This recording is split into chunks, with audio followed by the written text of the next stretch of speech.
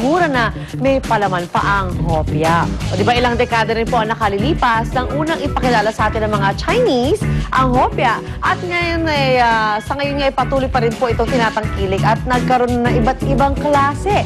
Bukod sa classic hopyang munggo, eto pa po ang ibang munggo. Ayan ang ube, iba-ibang form na, bilog, di ba? Meron na ring dice, nandiyan ang ube keso, may pandan, may ube baka puno, at pastillas, naku, may red munggo pa, may baboy, at kung ano-ano pa, sobrang dami na talaga. Kumbaga, nag-evolve na ang hopya para sa ating lahat.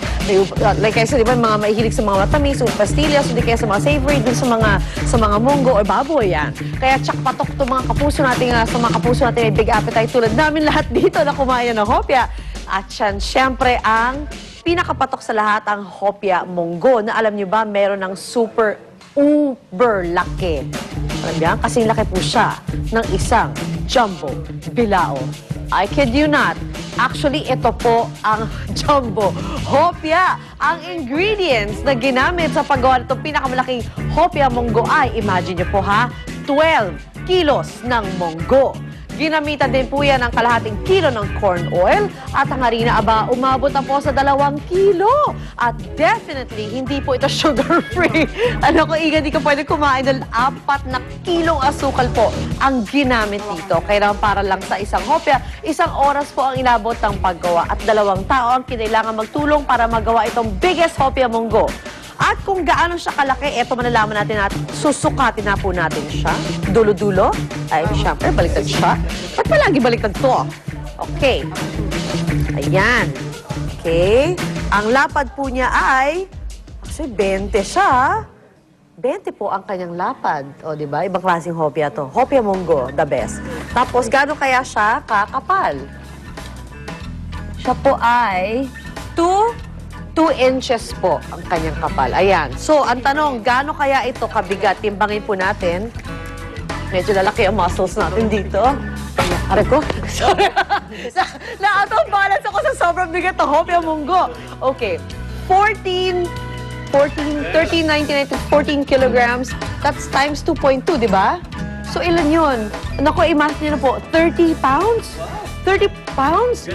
Wow! So, kuya, kaya ba ito kainin mag-isa? Na, no? Oo, sige. 3 taon daw niya kakainin yun. Kasi halos, di ba, yung mga regular hopya po, kung ikukumpara nyo, siguro ganito lang kaliit next to this massive hopya munggo. So, ang tanong, gaano kayang karaming tao maaaring kumain ito? Well, let's see. Dahil mamaya, uubusin namin dito sa unang hirit ang isang bilao. Isang bilao lang naman kasi hindi namin kaya lahat. Ano? Para malaman nyo lang ha, para malaman nyo lang gano'ng kalaki ang difference sila. Ito po ang regular na hopya. At yan po ang massive jumbo hopya. O, di ba? So, ang tanong, anong gusto nyo kainin? Sige na, sabihin nyo sa akin para mag-start na ako maghiwa. Okay? Ito lang kaya natin. Ito maliit. Okay, guys, I will serve you now. Sino sa inyo gusto maunang kumain? Ayan, aba naman. Panalo po sa laki talaga at panalo sa lasa itong ating biggest hopya munggo. Dahil dyan, gusto namin pasalamatan ng Eng Bitin at syempre si Mr. Jerry Chua para sa aming napakasarap na hopya. And we would also like to thank First Philippine Scales para sa ginamit nating timbangan. Thank you, guys. Kailangan pwede ba akong magpapawi ako? Huwag na lang. Ayoko makita nyo lahat. Okay. Kain nyo na po tayo ng biggest hopya, guys. Hope you like it. Hope you love it. Okay, let's move on. Let's go to Susie. So, kumain. Tara. I'll serve you. Really. I'll serve you. Mamaya, pagkatapos natin. At yung mga manliligaw dyan, Arn. Ay, oo. Pwede nyo nang dalhin yung hopya sa mga minamahal nyo. Sasagutin kayo kagad na nililigawan nyo. Yan, ha? Dalhin mo na yun. Anyway, at marami pa tayo kakainin ngayon malamig ang panahon. Isa na, ibibida natin dyan, syempre, ang anong hula mo? Palamig? Taglamig ngayon, di ba? Paglamig, anong masarap kainin? Sopas. Yan! Yes! Pero alamin muna natin, itong mga macaroni pasta na gagamitin natin, paano nga ba ito ginagawa? Yan. Sino naman tuturo sa atin? Chef Tristan ba? Tsaka si Monica. Wow! Wow! Live from Bulacan. Oy, Hi nasa si guys! Tristan. Good morning! Yan si Chef. Ay nako, totoo yung sinabi nyo, no? Tiyak na mabubusog ang ating mga kapuso sa ating pag-uusapan this morning dahil all about pasta nga ang ating ihirit mula po dito yan sa Gold Label Factory, Giginto, Bulacan. Now, dahil nga tayo mga kapuso natin ay very mahilig sa pasta, I'm sure marami nagtataka, paano nga ba ginagawa ang mga pasta noodles ito? Yan po ang aalamin natin this morning. So, umpisahan natin sa kanilang first step. Ayan yung tinatawag po nila na pre-mixing. Dito sa pre-mixing, binubuhos ang mga flour sa isang malaking mixer.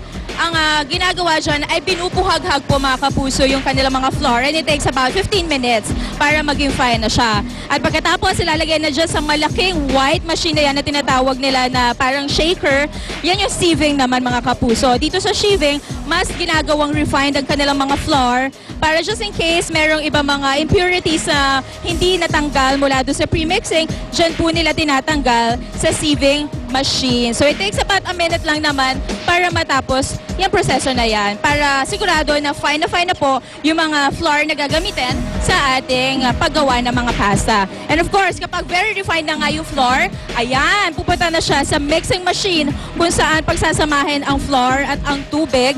And kanina nakausap natin yung isa sa mga tao dito sa factory. Sabi ni Kuya, it takes about 45 minutes daw para matapos itong mixing process na ito. At ang ratio po ng water at flour ay 1:1. Meaning pantay po ang sukat ng tubig at ang sukat ng flour kapag sila ay minimix na dyan sa kanilang mixing machine. So ayan po yung tubig na nilalagay dun sa mixer. At syempre kapag halo na ang flour at ang tubig, yon, ready na siya, nagiging spaghetti na siya. Tulad nitong nandito sa aking likuran, yan yung tinatawag nila na extrusion mga kapuso. So as you can see, para itong buhok, blonde hair na bumabagsak, ayan, at in fairness, hindi siya nagbubuhol-buhol. Ito po yung process na extrusion. Ayan, diba? Napakaganda siyang tingnan at ang hahaba pa niya. Pero syempre, hindi tayo pwedeng kumain ng pasta na ganyan kahaba. Kaya after extrusion, iinitin na siya, ikukool na siya, puputulin, at pagkatapos ilalagay na dyan sa kanilang mga plastic bags for packing. So sabi nila dito, ang order daw ay 10 kilos. So yung nakikita nyo mga videos, 10 kilos po yung pinapack nila ng mga pasta noodles. Now, the next question is, ano nga ba ang iba't ibang klase ng noodle pasta o pasta noodle na makikita dito sa factory? Yan ang aalamin ni Chef Tristan. Go, Chef!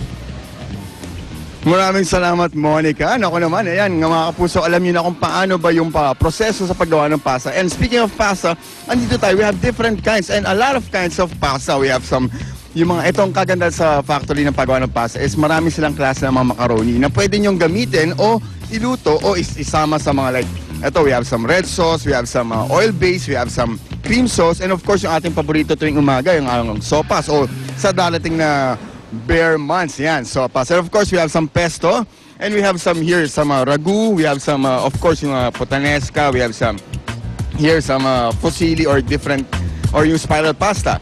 And we also have here some linguine and fettuccine. The difference between linguine is mas malit po to kesa sa fettuccine.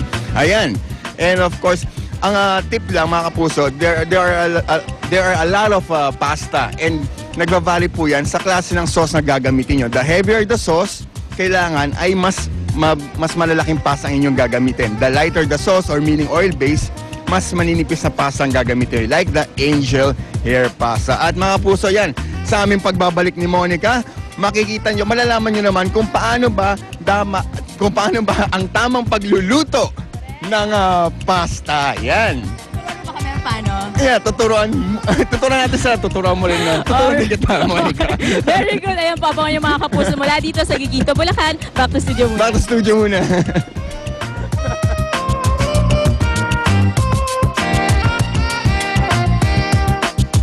Sopas ba? Naku, wala kayong sinabi dito sa mga challengers for today. Meron tayong sopas cooking contest. Alam niyo, yung sopas, hindi lang pala lahat yun. Yung the usual na macaroni o kaya nilalagyan ng gatas. Minsan pala yung paglagay ng gatas, optional. At paminsan, kung ano yung available dun sa ating mga natirang ulam and stuff, pwede daw palang ihalo sa sopas yan. Kaya parang adobo po, bawat bahay, pag pinuntahan po natin, iba-iba po ang version nila ng sopas. Kaya ngayong umaga magkakaroon po ng UH Sopas Cooking Showdown. Kasama po natin Team A. Ano bang pangalan ng team nyo? Sexy. Team Sexy. Ang pagbabalik ng Team Sexy, Connie and Luan. Di ba team extra rice tayo? Secret lang yon. Sexy Extra Rice, akalain nyo yan. At syempre kasama natin ang next team natin. Ang pangalan ng team nyo? Team Juicy Mama. Wow! Team Juicy Mama. May chance pa kayong baguhin yung pangalan nyo, ha? Okay. At abangan po natin mamaya kung sino ang magwawagi. Pero feeling ko ngayon pala, pareho na mawagi ang mga yan. Magagaling magluto. Sa pagbabalik po natin dito sa unang hirit, UH Sopas Cooking Showdown. Magbabalik po kami. Sarapan nyo.